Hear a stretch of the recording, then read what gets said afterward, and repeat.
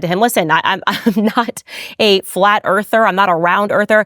Actually, what I am somebody who has left the cult of science. I have left the mega church of science because what I have now realized is that science, what it is actually, if you think about it, is a pagan faith. One of the great challenges in life is knowing enough to think you're right, but not enough to know you're wrong. Science. The only point of the scientific method is to make sure you are not fooled into thinking that something is true that is not, or thinking that something is not true that is. That is the only point of the, and therefore the scientific method could be anything you invent. Just take better notes, take a chart recorder, be more awake next time you take the data, bring a friend to observe it with you. Whatever it takes to minimize the chances that you will misinterpret what you're looking at so that you don't think something is true that is not, or think something is not true that is. Do whatever it takes to support that mission statement.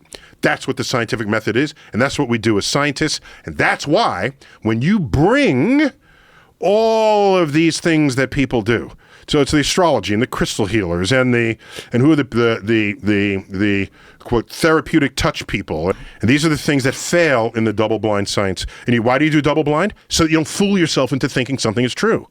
You only get an emergent scientific truth when you have agreement among different people's experiments. So even if you get a result that you're happy with, it is not yet a scientific truth until you can confirm it by other people who have no investment in you. This is what made Einstein so great, because no one believed his relativity and they kept devising ever more accurate experiments to show he was wrong, and it ended up showing that he was right by ever higher precision.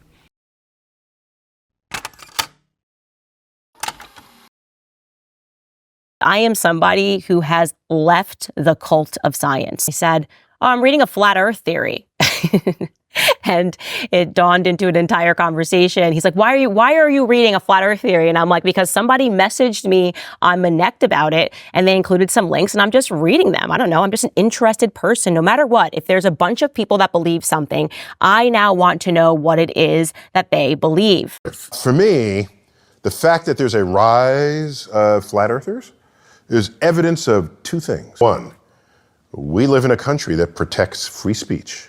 And two, we live in a country with a failed educational system. Ooh, that one hurt. Our system needs to train you not only what to know, but how to think about information and knowledge and evidence. If we don't have that kind of training, you'd run around believe anything. I can now tell you I am at a 0% belief in the moon landings in 1969. But of course, the question that people always have, two things. First and foremost, how could a lie this big pass? Well, I've answered that for you several times. The bigger they lie, the more likely you are to believe it. In fact, on the way in here, I was having a huge debate with my team about dinosaurs. And I was like, man, dinosaurs, it's weird. Evolution, a giant meteor came, hits, and there were suddenly all the dinosaurs were gone. Tell us that pretty much in third grade. They don't really pick it back up. And of course, people are like, what do you mean? Of course, dinosaurs, it's all very real. The historians say so. The geologists say so. The scientists say so. There are fossils that say so. Tyrannosaurus Rex, they were definitely roaming the earth. Didn't you see Jurassic Park? It even got the media treatment. Whether you believe in vaccines, dinosaurs, COVID, how many times are we going to put our faith in the experts and the historians and the scientists? Have you really thought about what it would take to fake a moon landing? Because the rocket did launch. We all saw the rocket launch, okay? So there's hardware there. They're like office buildings of blueprints for the design of the Saturn V rocket. The hundreds of engineering hours that went behind this and the records of those designs. If you wanted to fake the moon landing, you would have to fake all of these documents. And it just seems to me, it's way easier to just go to the moon. Has anyone considered that? just go to the moon. That's easier than faking all of this. So here's what all conspiracy theories have in common. Did you ever ask yourself this? Every single one of them. I've yet to find an exception to this. There are people who are sure something is true that they want to be true. Okay? Yeah.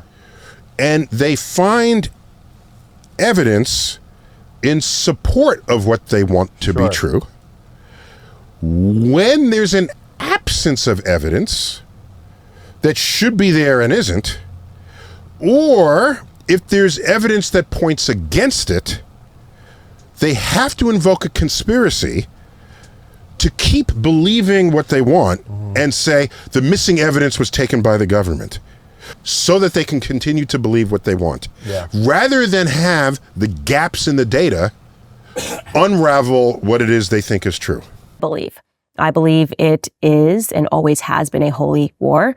I believe that there are spiritual forces at play that are trying to make Americans atheistic and make Americans believe in nothing other than government, more governance as a solution to everything. And the more I look into history and start examining it through the lens of Christianity, I am shocked by what I discover. Science is about taking the unknown and figuring it out. Right.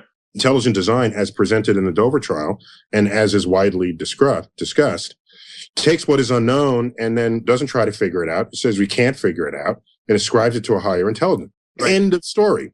It's not science. Therefore, it does not belong in the science classroom. You want to put it somewhere, it's fine. Put it in philosophy class or history class or religion class. It's not science. You go online and in a Google search, you type God's worshipped by humans. There's a tally of all the gods ever worshipped by humans in the history of civilization. And it just goes screen after screen after screen after screen. So when you say, do you believe in God? Which God? Is it Zeus? Is it Poseidon?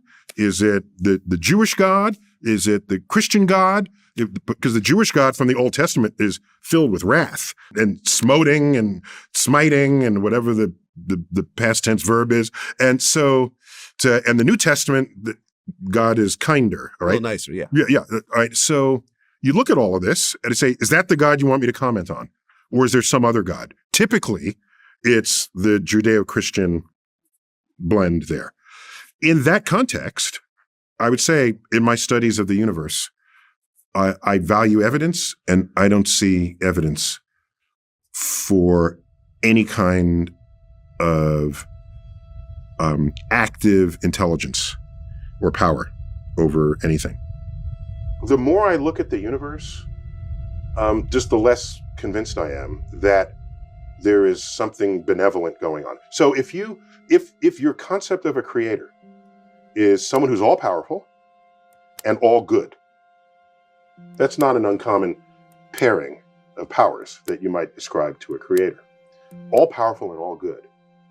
And I look at disasters that afflict Earth and life on Earth. Volcanoes, hurricanes, tornadoes, earthquakes, disease, pestilence, congenital birth defects. You look at this list of ways that life is made miserable on Earth by natural causes. And I just ask, how do you deal with that? So philosophers rose up and said, if there is a God, God is either not all powerful or not all good. I have no problems if, as we probe the origins of things, we bump up into the bearded man. If that shows up, we're good to go. Okay? Not a problem. There's just no evidence of it. And this is why religions are called faiths, collectively, because you believe something in the absence of evidence.